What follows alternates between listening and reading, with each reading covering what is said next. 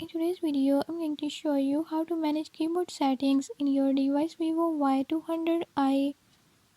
In this video, I'm gonna share few tips that you can use to do it.